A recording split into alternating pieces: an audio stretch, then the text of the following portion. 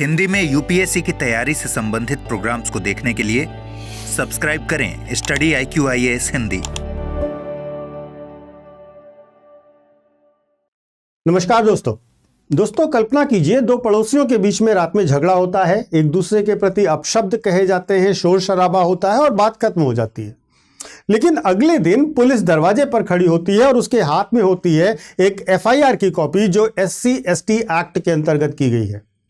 तो सवाल यह नहीं है कि गाली गलौच हुआ या नहीं हुआ, अपशब्द बोले गए या नहीं बोले गए। सवाल यह है कि क्या हर कड़वा शब्द SC/ST एट्रोसिटीज एक्ट के अंतर्गत अपराध माना जाएगा, अत्याचार माना जाएगा अथवा नहीं।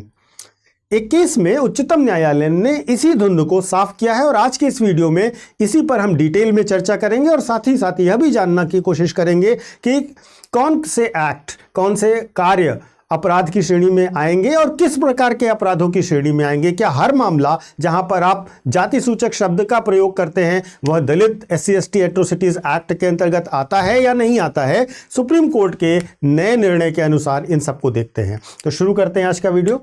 शुरू करने से पहले मैं आपको अपने सोशल मीडिया हैंडल्स बता देता हूं। UPSC मेंटोर पंकज सर के नाम से आप मुझसे कनेक्ट हो सकते हैं इंस्टा पर और टेलीग्राम पर। देखिए, SC/ST एक्ट जो है वो भारत का एक बहुत महत्वपूर्ण जो निचले तबके हैं उनके लिए सामाजिक सुरक्षा का कवच है। यह एक ऐतिहासिक अन्याय को ठीक करने के लिए बनाया गया था, लेकिन अक्सर एक बारीक रेखा धुंधली हो जाया करती है और वह है व्यक्तिगत दुश्मनी और जातिगत भेदभाव का टकराव। यहां पर मुद्दा यह है कि कई बार मामले को जातिगत भेदभाव दे दिया जाता है, जबकि यह बात केवल व्यक्तिगत दुश्मनी की होती है। सुप्रीम कोर्ट के सामने एक बड़ा यक्ष प्रश्न था कि क्या निजी गुस्से में निकली गाली या अपशब्द बिना किसी जातिगत संदर्भ के इस कानून के दायरे में अपराध मानी जानी चाहिए या नहीं मानी जानी चाहिए। और यहीं से शुरू होता है विक्टिमाइजेशन और जस्टिस के बीच का संतुलन। देखिए, केस क्या था।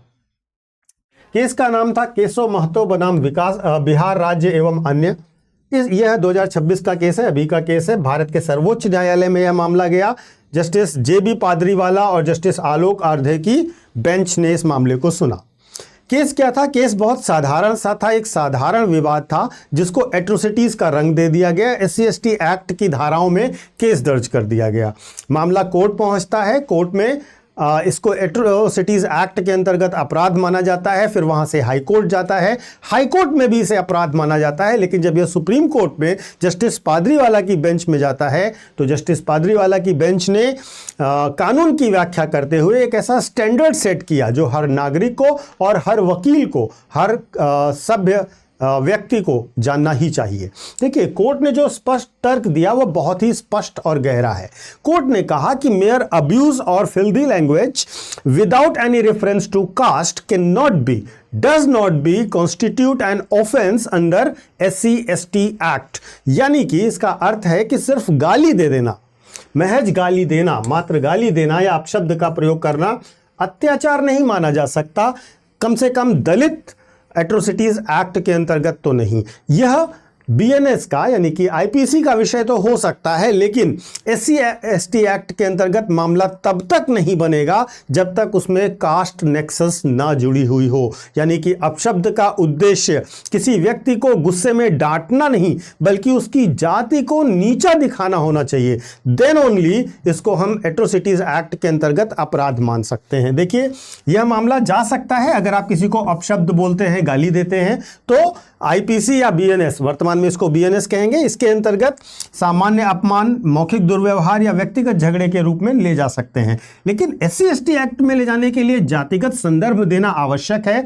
इसके लिए एक विशिष्ट इरादा होना चाहिए और अपमान सार्वजनिक होना चाहिए। यहां पर यह ध्यान रखिएगा, अत्याचार के लिए गाली में जाति का DNA होना बहुत आवश्यक है। अगर जाति का DNA नहीं है तो वह अत्याचार की श्रेणी में नहीं आएगा। देखिए, तो कानून सख्त कहां पर है? SC/ST अभियोजन के लिए सुप्रीम कोर्ट ने 4 स्पष्ट शर्तों को दोहराया है।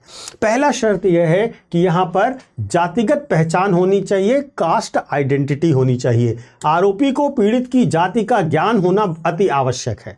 दूसरा, सार्वजनिक दृष्टिकोण होना चाहिए, पब्लिक व्यू में होना चाहिए। अपमान जो है वह सार्वजनिक स्थान पर हुआ हो, चार दीवारी के भीतर निजी बातचीत में की गई इस तरीके की घटना को नहीं माना जा सकता। तीसरा, इसके पीछे एक विशिष्ट इरादा होना चाहिए। नीयत सिर्फ झगड़ने की नहीं होनी चाहिए, नीयत होनी चाहिए जातिगत अपमान की। जब तक जाति के आधार पर अपमानित ना किया जाए तब तक इसको केस नहीं बनाया जा सकता। और चौथी बड़ी पिलर है वह है जातिगत संदर्भ, यानी कि गाली और व्यवहार में स्पष्ट जाति का उल्लेख भी होना चाहिए, जाति सूचक रेफरेंस भी होना चाहिए। इन चार स्तंभों पर कोर्ट ने अपने अभियोजन के तर्क को रखा। यहाँ पर यह फैसला देते समय कोर्ट ने इस बात को भी ध्यान रखा कि कानून कहीं से कमजोर ना हो। वास्तव में SC/ST एट्रोसिटीज एक्ट जो है उसको कहीं से भी कमजोर नहीं किया गया है इस निर्णय के द्वारा। यह स्पष्टीकरण बहुत ज़रूरी है।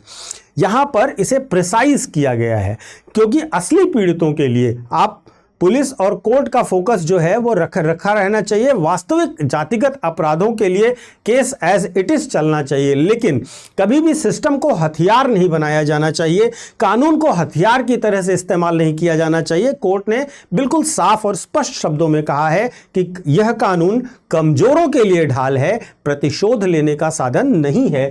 यह केवल वास्तविक पीड़ितों की रक्षा करेगा, लेकिन कानून के शासन की रक्षा करने के साथ साथ रूल ऑफ लॉ भी उतना ही महत्वपूर्ण है। तो यह फैसला केवल अपने आप में अकेला फैसला नहीं है, वास्तव में एक पूरा इसके पीछे ट्रेंड है। अगर आप देखें तो सबसे पहले गेरिंगे पेंतैया केसेस में इसका प्रारंभिक सिद्धांत बनाया गया।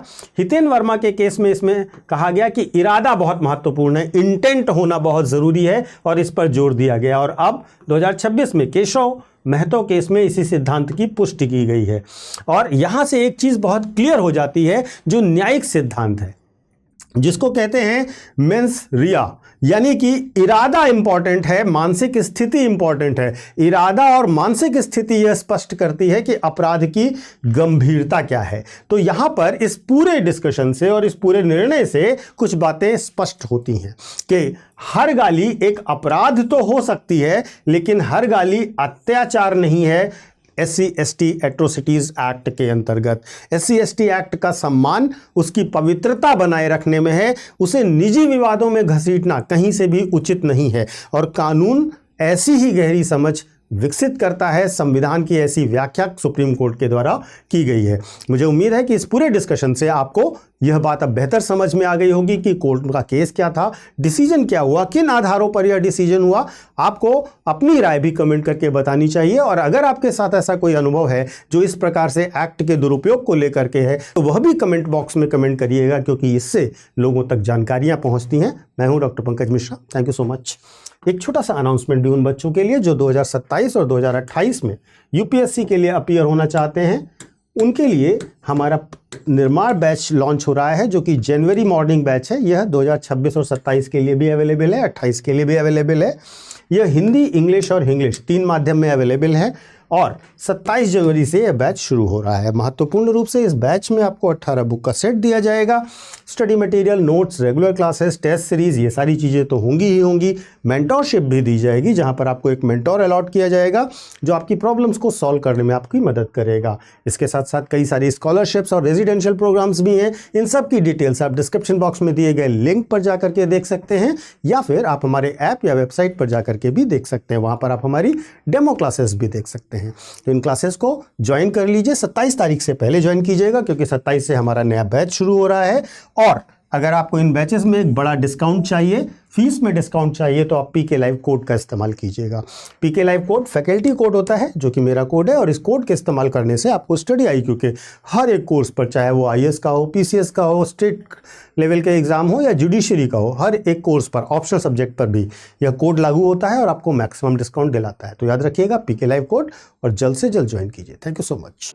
हिंदी में UPSC की तैयारी से संबंधित प्रोग्राम्स को देखने के लिए सब्सक्राइब करें स्टडी IQ IAS हिंदी।